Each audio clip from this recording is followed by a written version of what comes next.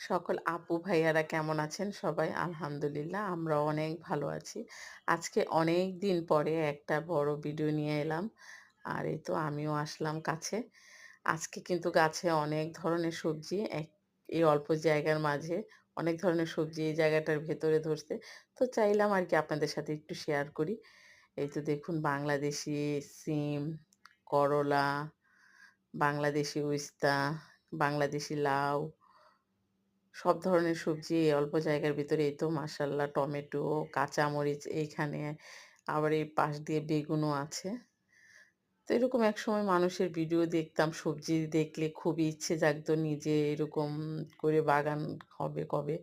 তো মাশাআল্লাহ এরকম অল্প, অল্প চেষ্টা থেকে মাশাআল্লাহ এখন কিন্তু বাগানে অনেক ধরনের সবজি আর আজকে এই লাউটা রান্না করব বাংলাদেশি চিংড়ি মাছ দিয়ে। আমরা চেষ্টা করলে সব ধরনের জিনিস, কাজ যেটাই হোক না কেন যদি ইচ্ছে থাকে আর চেষ্টা করি তাহলে সবকিছু করাই সম্ভব।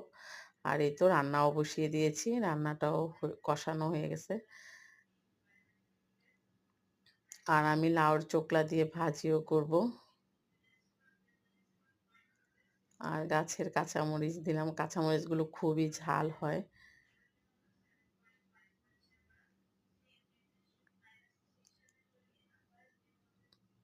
তো মানুষের সবকিছুর ভিতরে ইচ্ছে, চাহিদা, স্বপ্ন থাকতে হবে। স্বপ্ন থাকলে অবশ্যই মানুষ পূরণ করতে পারে।